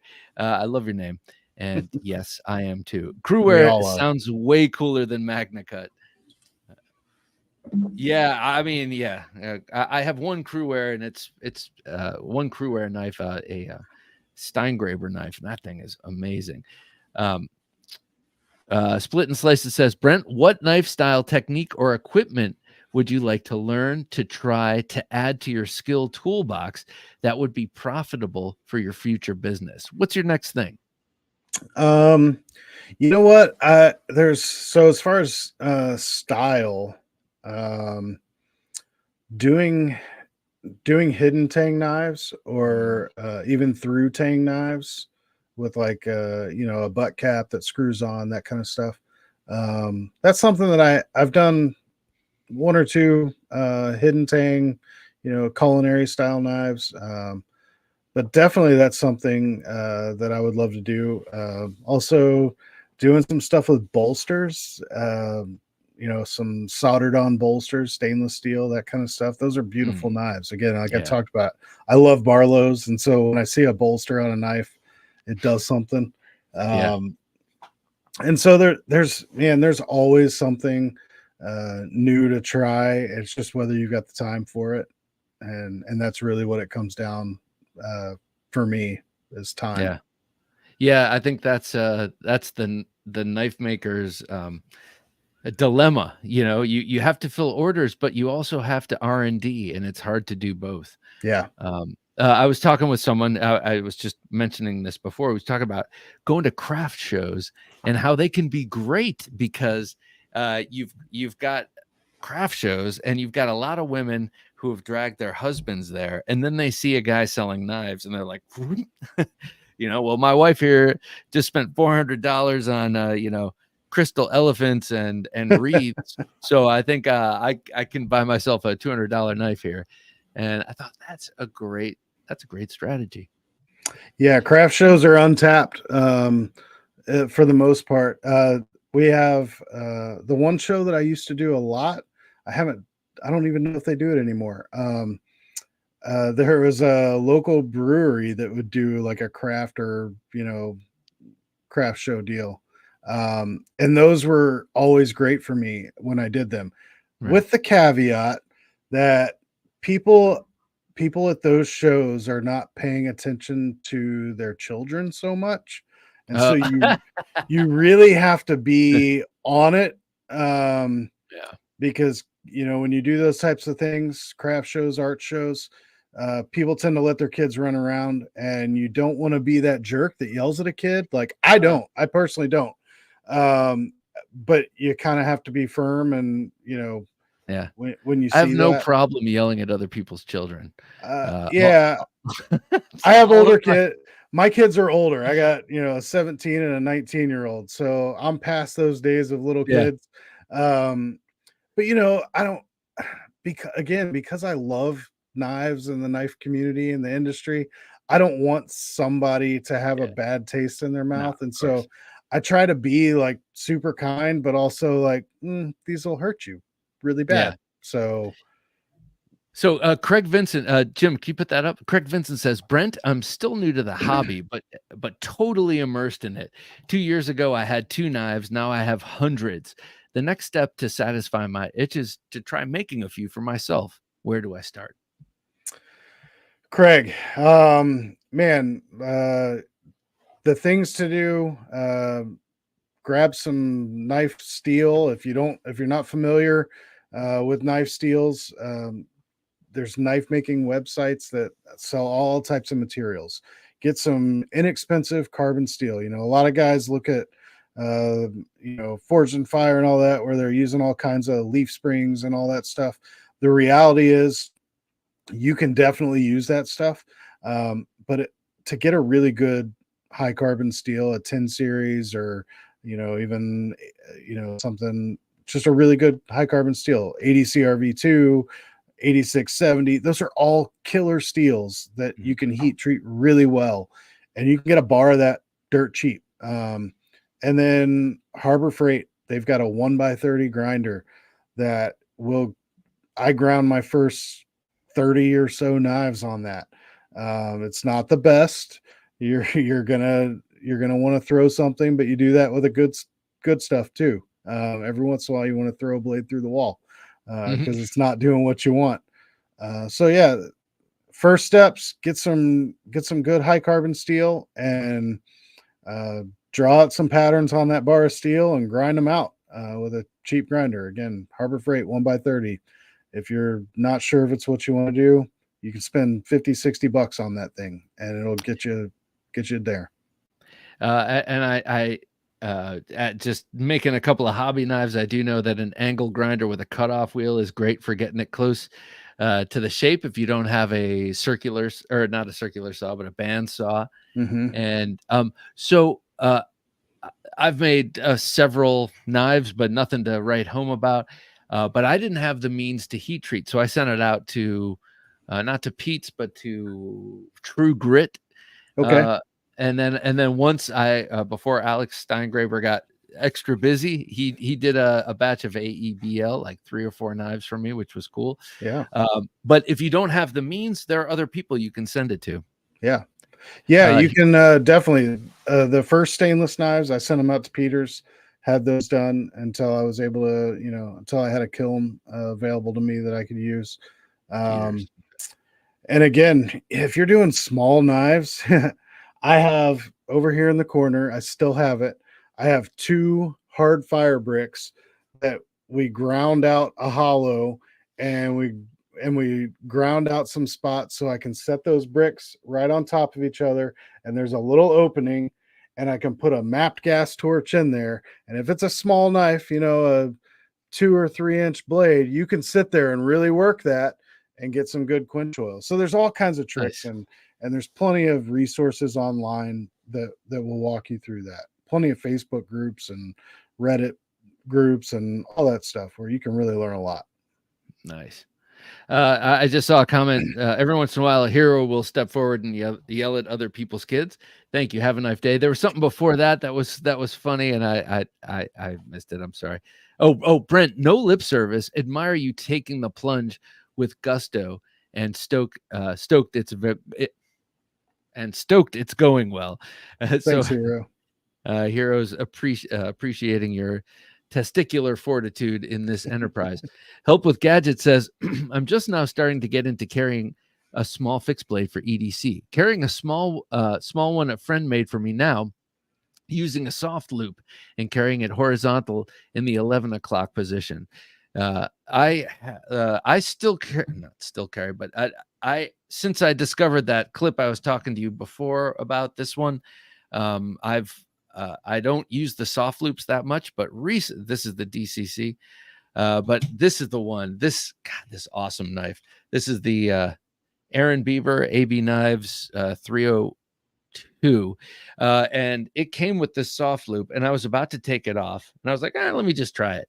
And I love carrying this thing that way. For me, it's at 1 o'clock and not 11, but same difference basically.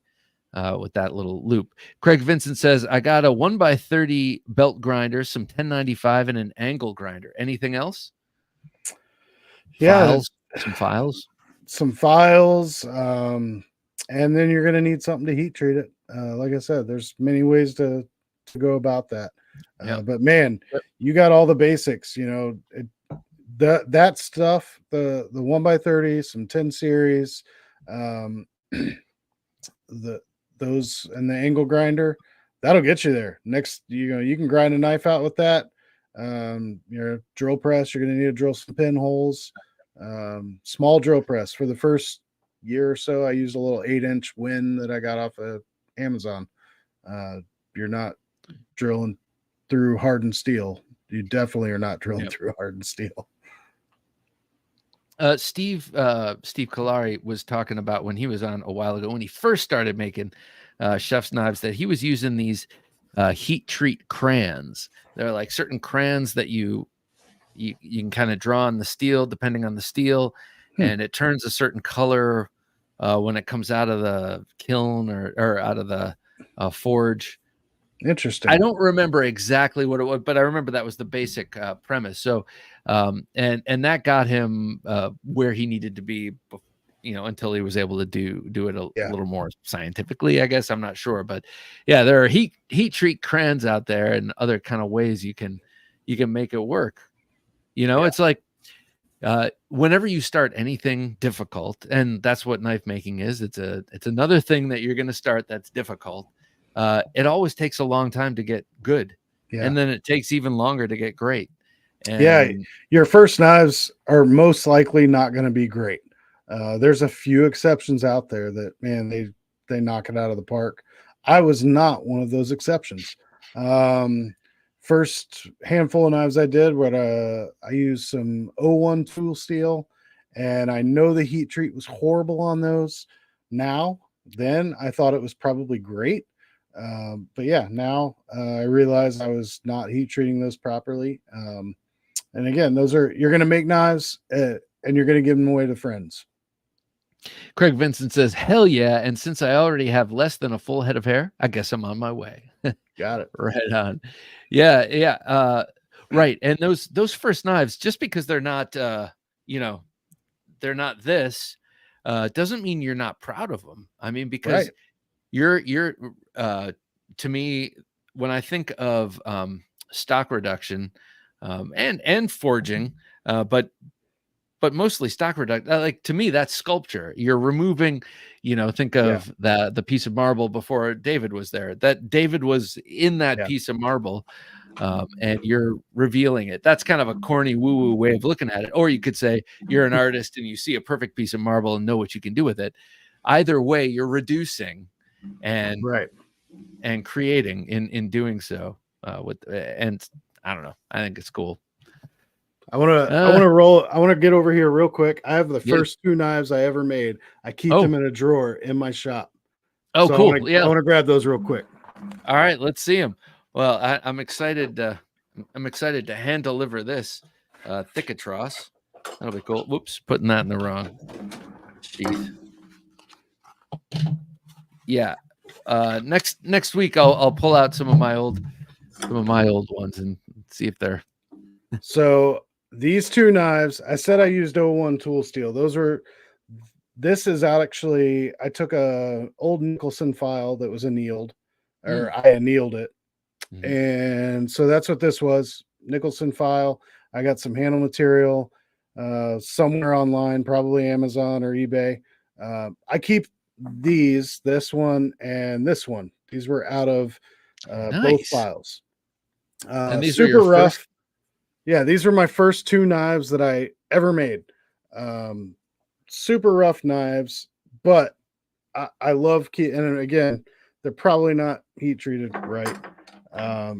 But I keep them because they're super cool to me. To every once in a while, I like to go back to them and just see where I started and remind myself of why I got into it, because those bring up memories for me of learning how to do things with basic hand tools. Where now I'm using all kinds of machines and the thicker trosses, thicker clippers. I'm CNC machining those now, so just to see the progression is kind of fun. What was it like learning how to program a CNC machine? So I'm still actually learning that. Again, working at Housemade, Brian that I work with, he is really good at it. So I've been, getting my chops on doing CAD design and then just getting caught up on doing the CNC machine. So, we work on the CAD stuff together. He's been teaching me that. I've been learning osmosis and then, doing night school here at the house. YouTube night school on CAD design and designing these blades, and then learning how to translate that into CAM and then what that looks like in all the programs. So I'm still a newbie at CAD stuff, but I have somebody close to me that I can monitor. I joke around and say I machine them, but the reality is Brian machines them and he'll pull one out and he'll go, "What do you think about this?" And I'll look at it, I'll go, this needs to be thinner, this needs to be here. And then he's like, "All right." And then he goes over, changes the program and gets after it. Hey, Mike, we have Luck Knives with us. Good to have you here. He says, what up? And who was that? Dion, who said, I wasn't proud of my first girlfriend either, Bob, but grateful for the opportunity. Yeah, no kidding, Craig. It's good to have you here, Luck Knives. We're about to pull into the station, but we're talking here with Brent Smith of Baldman Knife and Tool. We just gave away that Thick-A-Tross. Let me show you something. This is cool. A colleague of mine at work was going through his father's effect. This is another gentleman. I was just talking about that subject before, and he came across this. Is anyone familiar with this? This is the Wildcat brand from Solingen, Germany. Help with Gadgets says, now y'all have me looking for a 1x32 at Harbor Freight. Yes, go for it. Hey, man, even if you never make a knife that you're psyched about, just working at something and making something, taking the time out to work a machine or draw a picture or paint a picture or, do something creative. It's great for the soul. And you might just end up like Brent making awesome knives. Does anyone know about this brand? Let's see. Let me see if I can find it. Wildcat, Solingen, Germany. I said I would ask. He was curious. I think his father just passed away and he was going through his stuff. They lived in Germany for a time, and I guess this was his dad's hunting knife. Pretty cool. And when he handed it to me, man, I could smell that bone. I thought it was fake at first, but I think it's bone meant to look like stag, and man, it stinks. So I gotta help him restore that. I was like, yeah, sure, I can help you with that. No, I'm like, I have no idea what to do with it. Yeah, I need like a spanner wrench and all sorts of knowledge I don't have. So might end up giving it back to him without doing anything. But yeah, I love old knives like that. I love it, especially the German ones with the stag handles. Yeah, some of that old stuff is fun. I don't do a whole lot of restoration, but there's a few knives for family, friends, and that kind of stuff that I would pull out and Done some of that. just kind of clean them up a little bit and rehandle them. Because yeah, somebody, same deal. Grandfather's knife brought over from the war or whatever the story is, that you just want to make it nice so they can have it. So did you have to sell off your whole collection to get the machines? We hear that a lot. And if not, what do you have? What's your collection like? I did not sell off my whole collection. I did fundraise through my collection to buy some of those tools. Whenever I needed to step up and I knew I needed, there were a few things that I needed. But yeah, no, I still collect. Let's see, Blade Show, I purchased some stuff. I like to buy knives for friends too. So I have my two buddies, Dave and John, that help me out every year at Blade Show. John and I go back to the late 90s. We've been friends since late 90s. And the three of us collected knives together, and we used to make the trips up to Blade Show before I was a maker. That was when we were, young families and broke. And so we'd go every other year. So we could save up enough money to actually buy things. Yeah. And so now that I'm making, those guys, I'm like, it's a business now, so I'll pay for you to go up there and, free ride, and let's do this. As long as you want to come help me, you're in. So I like to buy those guys knives every year, and because they won't take money from me.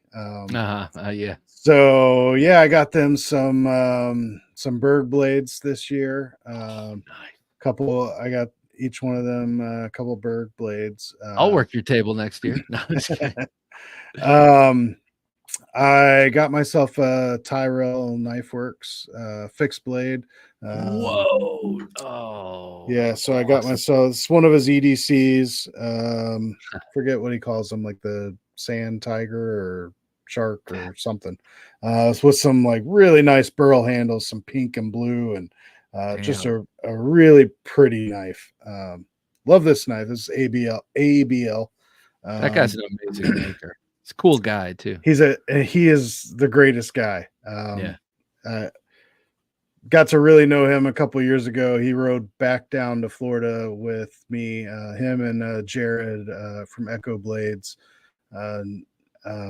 They rode back down in the van with us, and so we got 9-10 hours in the car that we just got to chat and then hung out for a week. And Jared came down this year. My buddy Jared, we've become good friends. So he stayed with me and the family this year, and we just had a good time the week after Blade show. So yeah, I got those. Man, I'm drawing a blank. Got a couple of Boker knives. I lost my Swiss Army knife, so I got that guy. Nice. Super Tinker. Love my Super Tinker. Oh yeah. Lost my climber, and I decided to go Super Tinker so I could have the screwdriver instead of the corkscrew. Yes. Yeah. Yeah. Toyota and Tools was just saying that Harbor Freight also has a 2x48 grinder, right. which might be better, but also might be more expensive. And oftentimes when we're getting into a hobby, we want to go as cheap as possible. Right.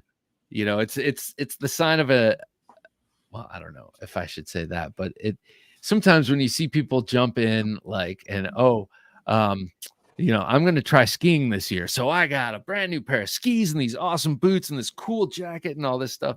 You're kind of like, yeah, but you still suck. So you're going to look like a fool with that fancy outfit and sucking so bad. Mr. Eddie, sup guys? Mr. Eddie, how you doing, man? Good to have you here. Yeah, so check out that 2x48. Byron says, Bob, one of the best restoration tools is a Dremel, a variable speed rotary tool that does mini grinding, sanding, polishing with all sorts of different attachments, end tools, and polishing pads. Yes, yeah, that's a great idea. I'm not sure if I trust myself necessarily to take this apart, but that's a great thought. I have a Dremel and I have a whole bunch of attachments. I got it and I just haven't used it yet. So maybe bust that out and destroy my friend's knife. Yeah. No, ultimately, it's down to using whatever tools are at your disposal, right? Yeah. Yeah. And when it's something that you're not as sure of, like restoring an old knife like this, maybe hand tools are the way to go. It's got this sort of, this looks like the Rick Hinderer, pivot thing. Like if you had a Hinderer pivot tool, you could unscrew that and pull that handle off. Yeah, that'd be interesting to pull that off and see what's under there. Yeah. Probably old dried blood and viscera. I think he hunted with that. So what do you excuse me, what are you finding your people pardon me, your customers are using your knives for? Are people giving you feedback on your stuff? Yeah, so I think most of them, they're collectors and they like to use them for just everyday tasks. We talked about making the thin and slicey stuff that I started out with. Everybody, that's the trend, and that's ultimately you want a thin and slicey knife if you're going to process boxes and all that stuff. Like there's no debating that. If you try to process knives with a thicker clipper, I do it. You can do it. But it's definitely more work. You meet some more resistance. But man, again, from like a knife collector standpoint, the reason I went with the thicker stuff was they're just so much fun to carry and beat up on. And they bring me joy. Every time I prototype something that's thinner, and I carry it for a while just to see what I think, the moment that I see my Thick-A-Tross or my thicker clipper that I usually carry, I'll carry that prototype for a couple weeks or a month, and then as soon as I start carrying a thicker again, I smile and I'm happy and I'm back to it. And so I've just doubled down on that. Like it's a fun knife. I tell people a lot of times that ask why I don't make more thin and slicey knives. you can throw a rock and hit a thin and slicey knife. But what you're not going to do is find a 1/4 inch thick, 2.5 inch blade that can Yeah. still do those tasks. Not as, it's not going to process boxes as good, but that you pull out of your pocket and you smile. And when you show it to your buddy, you're excited about it because nobody else has one. And that's why I doubled down on them because I love them. They're fun. Yeah. Yeah. Yeah. This is a great knife. You got that lanyard hold too.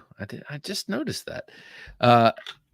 Craig says, I'm dying here. I was in Harbor Freight yesterday. I almost upgraded to a 4x36, but I haven't done a damn thing with the 1x30 yet. And yes, I already have 2 Dremels.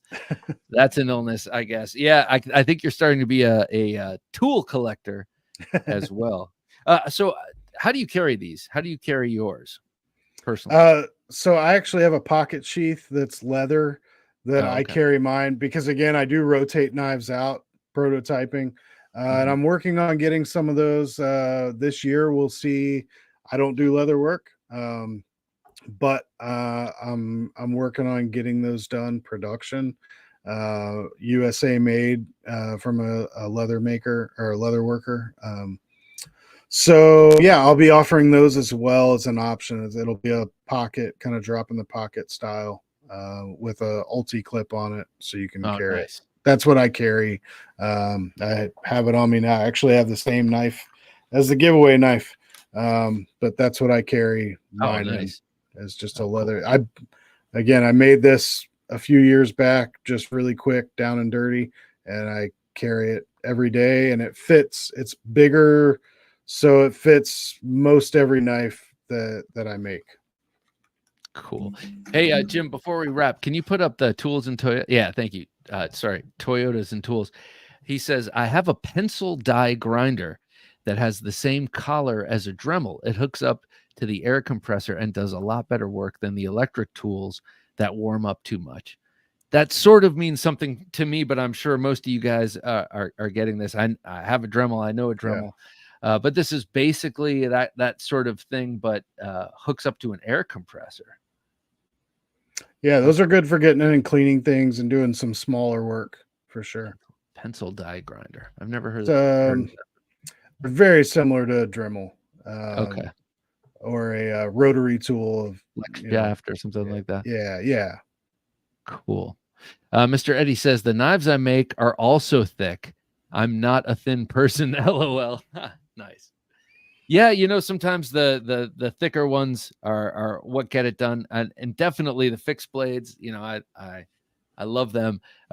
We're about to wrap here, but one more question for you, because I'm just curious. What about folders? Do you have any interest in making folders?